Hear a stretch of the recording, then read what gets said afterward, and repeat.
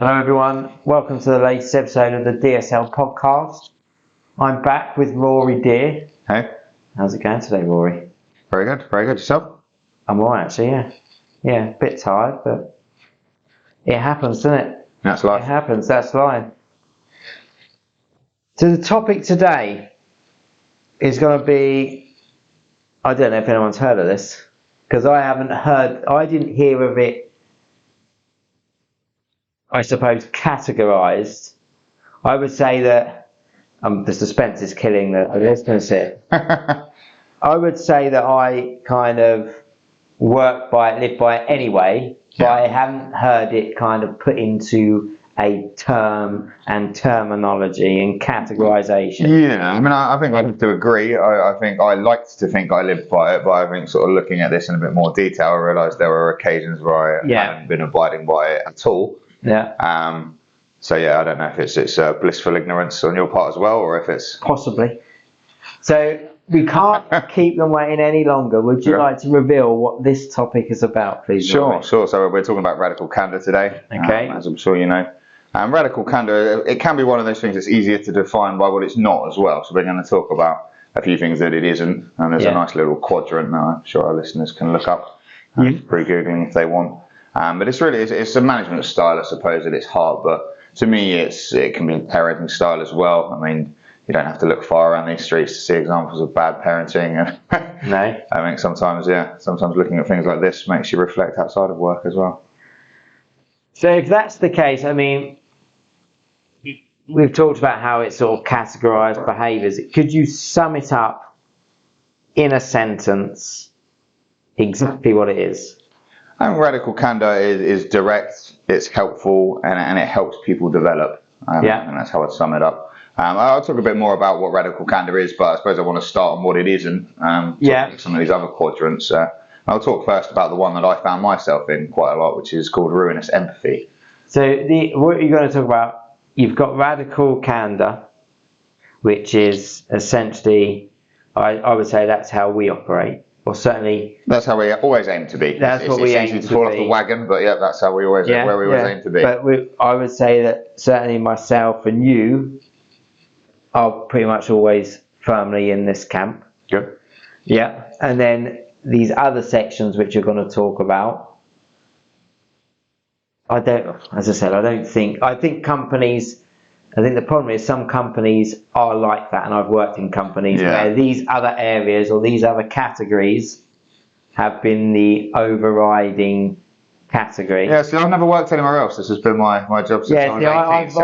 I've grown up with this kind of nice culture, and I suppose where I see these other segments, I almost see little flashes of them at some point 10 years ago, and we addressed them. We didn't realise what they were called at that point, but we addressed them and we moved on. Whereas I hear a lot of companies that are run like this. And I think that when we went through it, and then I look back to some of my past employers, and I won't name and shame today because that's not what I'm about, Rory.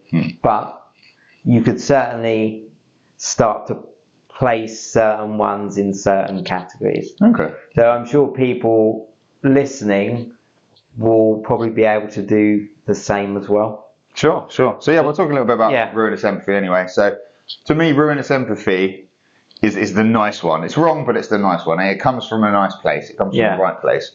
And this is the one I've been guilty of. And what it effectively is where someone's perhaps underperforming, but you don't call them out on this. You don't say, okay, look, you're underperforming. Here's how I can help. Here's where I think you're going wrong, which is advice people really want. Yeah. People always use the example of, I don't know, if you've got a bit of lettuce stuck in your teeth. Yes, it's embarrassing for someone to tell you that, but at the end of the day, you want to know if you've got a bit of lettuce stuck in your teeth. Yeah, absolutely. You don't want someone to pretend that you haven't. And ruinous empathy is all about pretending that you haven't. So it's the underperformer where perhaps they're suffering a lack of confidence, but rather than address the underperformance and let them get some confidence through performing correctly, you almost talk like they are currently performing where you are. So, you're doing really well. Yeah, just keep going. Just keep plugging at it. Just keep going. And you almost hope that they get some confidence, and then in getting that confidence, it solves the performance issue, and then you've just never had to deal with the performance issue. You've got away scot-free. Pardon the term. That's okay. You're creating, I suppose, a false. Well, what's the word? Narrative, I A suppose. false narrative Yeah. that actually things are going well. And the Yeah. problem with that is you're not addressing things Yeah. directly. Yeah. So then what happens is time passes with no improvement. You said yourself, it's kind of pinning the hope on, oh, I hope something clicked. Yeah, they'll have some self-realisation. They'll have a one day. self-realisation, but for them, I suppose the self-realisation is, oh, actually, I'm Rory said I'm doing great Yeah, here. they're You know, I'm brilliant, really great here. So Yeah. you're kind of avoiding. Yeah, that's the problem. And another thing that falls into this a little bit, perhaps it's a topic we'll do another discussion on, is what does excellence look like? Because that's a really interesting statement, I find, because not everyone understands what that is. And we're going to talk about this a bit in probably a company session, actually, but you can't expect people to be 100 out of 100 in a row if they don't know what that looks like. Yeah. So part of ruinous empathy as well almost disguises and sort of chops and changes a bit of smoke and mirrors about what excellence actually is. And do you think as well, because you said you've been guilty of this in the past, do you think that's dependent on the person you're dealing with? Because I wouldn't say you've ever been like that with me. Yeah, I would say so. Yeah, I think you can get emotionally involved in people, especially when you see they're struggling in certain areas. Yeah. I think it's hard to be direct as well. It's hard. You have to almost have a conversation with yourself. Look, I'm doing this for the right reasons, and sometimes it is easier just to be, oh yeah, don't worry about it. Yeah. And I suppose to go on to the parenting analogy as well, you don't want to translate this directly into telling your 4-year-old he's useless, but there's an element of children where you are blindly encouraging them because they can't possibly be able to be that competent at something when they're young. And it's what you're effectively doing is taking that nurturing parent kind of angle and not even nuancing it slightly and just applying it to a fully grown adult. You're also potentially setting them up for a big fall because you used to see the ones that used to go on X Factor, for example, being told they're great. And, and everyone's clapping them like deranged seals and when they stick like deranged seals, and that's the problem. And even like to kids, when your parents, they're taking their kids playing football and they're talking up their kid like they're, Maradona and they're Madonna, but they don't they don't know, they think they're great, so that's no good either. So those are the types of things that fall into that particular category. And as I said, I'm sure everyone, work-related or not. Yeah. But you see, I understand it's coming from a nice place. Like, there's nothing malicious about it. There's nothing mean about it. It's all about trying to help that person, trying to make that person feel better about themselves. But then someone could argue, is it nice to not give them earlier on and save you going on the X Factor in front of 15 million people and making absolute Just exactly, idiots? So that's the... Yeah, but he told me I could sing. Mummy and Daddy said I was really good. Yeah. So that's exactly that. So I mean, we probably should move on, I suppose. Then go on to the next one. But that's one of the areas. Yeah. So that's one I've been guilty of, and it's a nice one. The next one's not so nice, and I hope I've never been guilty of this. Maybe I have. Who knows? Manipulative insincerity. Okay. But this is all about the little games we play. It's almost doing everything but addressing an issue. I don't know. Someone's as simple as someone hasn't emptied the dishwasher. So what do? You don't mention it to the person who hasn't emptied the dishwasher. You go and bitch about it to everyone you can find, bar the person who hasn't emptied the dishwasher. And it's all this kind of game playing. This, if I say X to Y, then perhaps A will do something different to B, and all this just kind of school ground kind of playground. But also you'd imagine gossiping. Maybe in the image I get when I hear that is kind of cutthroat corporate type environments, which is all about one-upmanship, I should say, as opposed to the quality of one's work. It's the quality of one's game playing that actually gets that's fair. Gets you to the top. And there's a phrase which I think you can relate to this. Excuse me, I think I can say this, but where they say you have to kiss ass to kick ass, which kind of ties into that you kind of play the game until you're in a position. Yeah. But that's...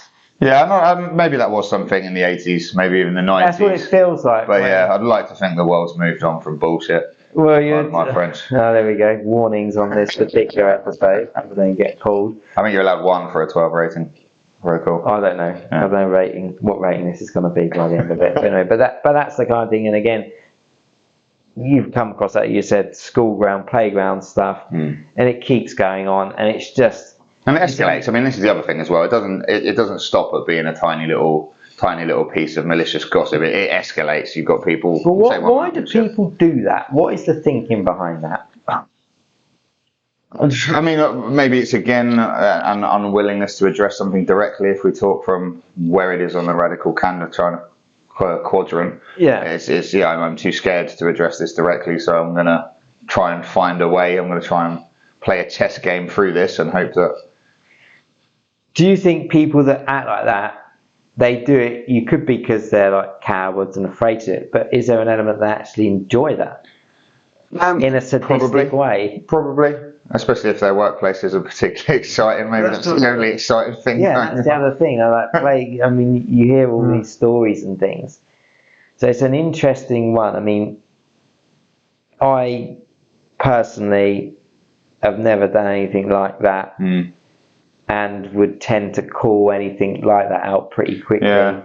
I always wonder because, like I said, I've only ever worked at this company. We've always been fairly small, and we're up to 14 now, something like 14, 15, yeah.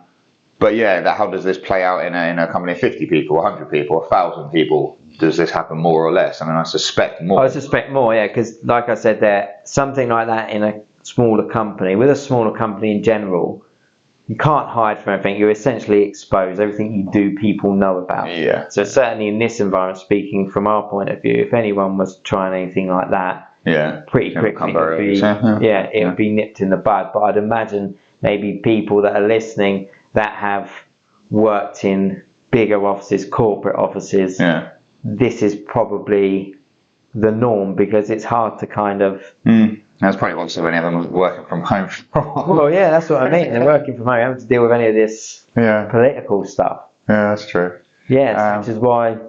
Okay, so let's move on to the last one. So the last one's obnoxious aggression. Yeah. So this is really. I don't know, you're in a restaurant, your waitress accidentally spills a drink and the manager comes over and just tears a strip off her. So this is just this kind of ruling by brute force and fear. And I don't like to think there's too much of that about these days. I mean, I've certainly seen it. Our local Subway, I certainly saw it in not long ago, where the manager sat there doing nothing, big queue out the door, and then just started yelling at the people who were serving. I think it is still about. Yeah? I think so. I think there's that going on in certain places, I can imagine, because you get the people that are just on the kind of power trip. Yeah. I suppose I perceive now with how much HR law has advanced that as a manager you can get away with speaking to people like that. So maybe it is reserved for these smaller kind of establishments where the owner is the manager. And do you know what I mean? Almost like this Subway franchise situation I was talking about. I can't imagine you'd get far in a corporation shouting at people these days because they would quit and sue you for unfair dismissal or through stress at work, and you'd be sacked and bring the company into disrepute. It feels like there's a lot of laws that would stop that behaviour these days, but you just might get away with it off the radar somewhere. Yeah, it's an interesting one. I would say if I'm honest, out of those three, the aggression one is something that probably my friends and family, if they were to put me in court, they would say I'd be guilty of that. So here's a question for you then. Yes, please. So from a health and safety perspective, is there a place for obnoxious aggression? Can there be a place for obnoxious aggression? Well, I would think so, yes.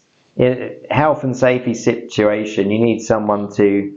That's one thing. I mean, you're working in a chemical factory. I mean, my dad works at Autoglim. They do a lot of solvents, a lot of really dangerous chemicals. One mistake. Yeah, you've got a procedure here which says do not put this acid anywhere near this product. And you've got some guy walking around sort of ambling and accidentally mixes it. Yeah. People can die from that.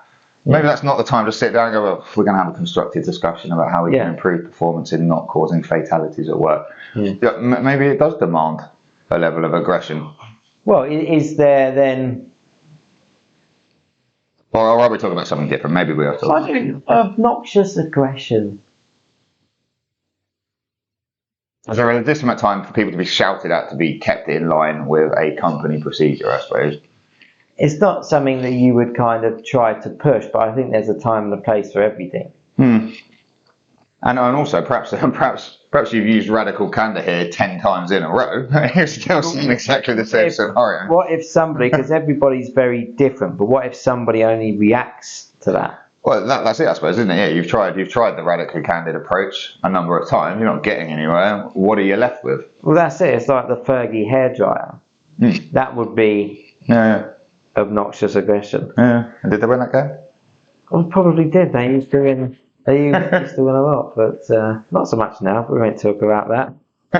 I don't support them, incidentally. I mean, I find it hilarious what's going on, but we'll move on. So you've had those few things.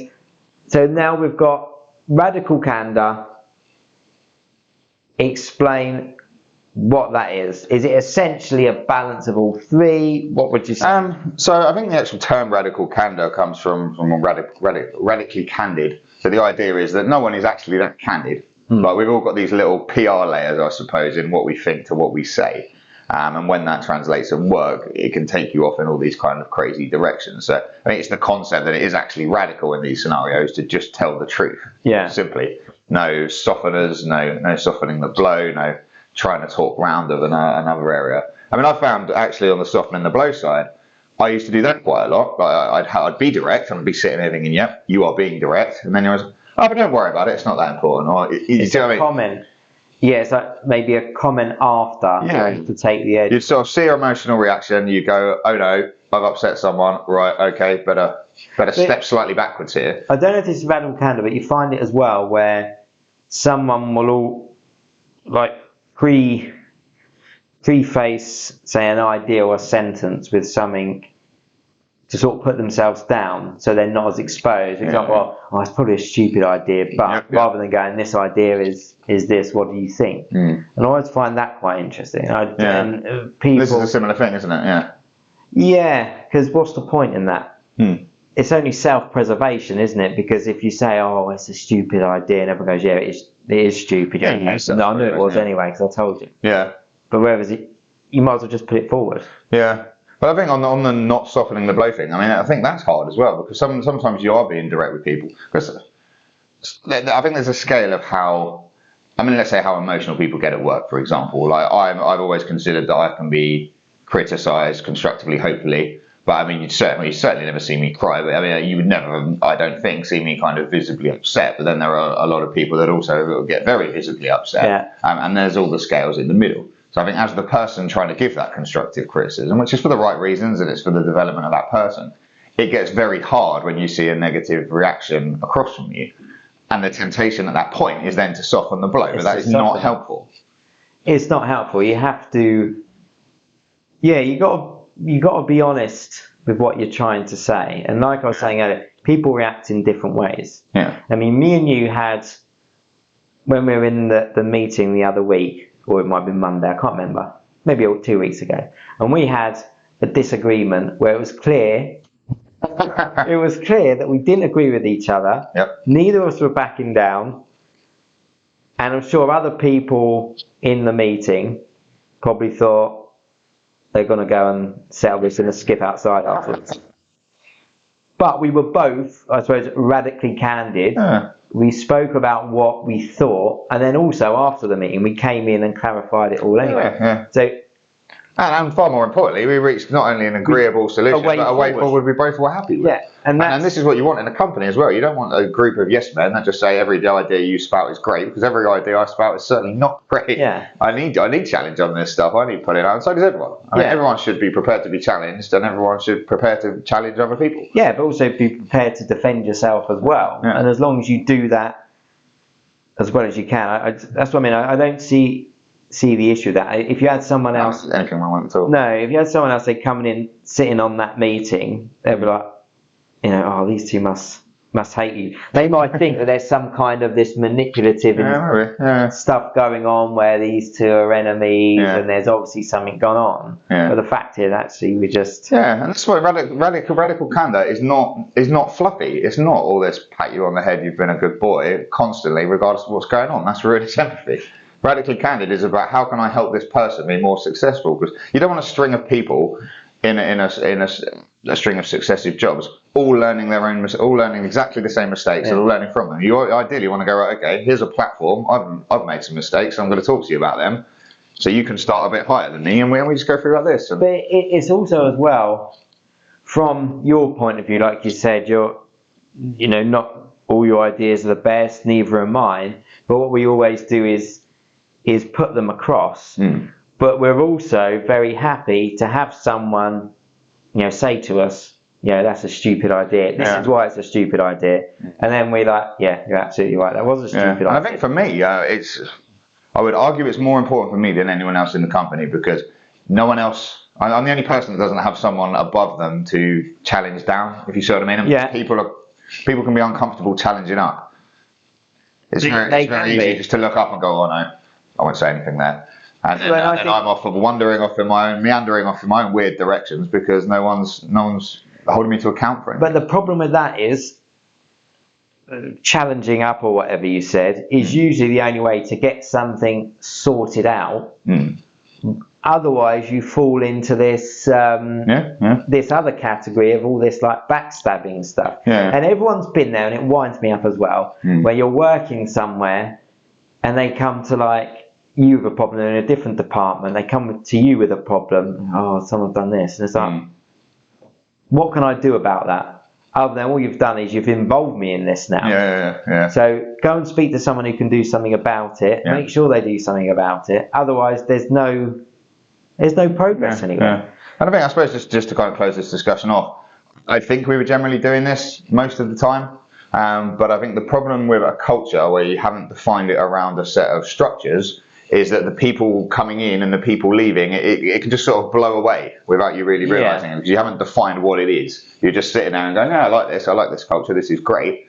But if you haven't defined what it is, you can't really keep it going. It's at the whim of the people there.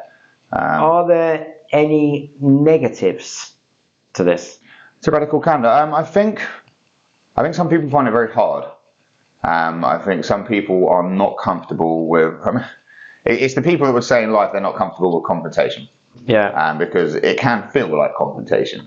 So a lot of the work we've had to do is almost like that sounds cultish, but a mutual agreement around the company. Like, look, we're doing this, and everyone should be willing to constructively criticise anyone else if they feel that it would help them be more successful. You have to get that buy-in. I think that's the main thing. But you still see people that are nervous about that, and interestingly, they tend to then slip into something like manipulative insincerity because they're too nervous to approach what they feel is a conflict situation. To put themselves forward, because I mean, you did introduce this as a company, and there are people, as we've spoken about, me and you, that kind of do this anyway and don't have a problem with it. But for other people, it's a complete change of the and it's not an approach that they can click their fingers and suddenly this is what I'm doing. It takes time, and then the issue is if there's no one there to kind of,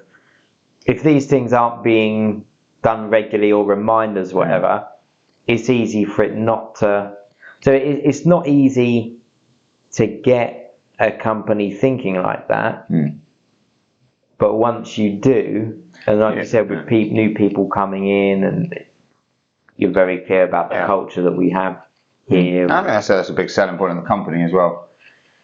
Yeah, or any company that adapts this. I mean, I'm sure I'm sure I've got friends that, maybe work in more of a corporate environment. There's other people that work in a similar type of thing, similar type of environment as we do.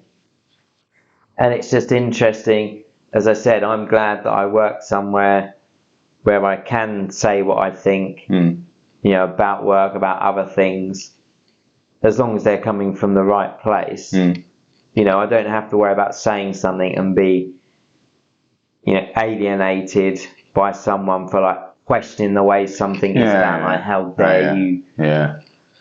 How dare you question that? So, I mean, I don't know if there's anything that we can put up about this somewhere where potentially we can provide a link to information. I know at the end of this there'll probably be what do they say, Roy? Hit the like button, subscribe, like my video, share, yada yada yada. Speaking of hitting things, Tom, I'm getting a note from my producer to stop hitting the table. So what was the camera? Yeah, this was a problem. It's interesting that you brought that. Just stay off the table. Radical Candor, if we're talking about that. I'm not going to name any names, but that was one of the complaints from the last episode, tapping on the table. So interesting that you brought that up, but you know, I'll take it. That's what we do. Excellent. So there you go. Unless there's anything else you want to discuss, Rory, for this particular. Just that you've again tapped the table. Again, radical candor. You're saying Interlace your fingers and put them in your lap. Yeah, well, I try not to. The defensive, like the body language as well. Perhaps do something on body language, but that's always quite. You always see people, don't they? Well, I was saying about the, you know, how people preempt something by saying whatever. Yeah. And it's the same as well. It's so obvious. Yeah. I know everyone goes, It's top of the list of body language. It's 101, isn't it? Body language. 101, yeah. So on that bombshell, I'm going to get back to work. And we will speak to you all next time. Excellent. Thank you very much. Thank you. See you later.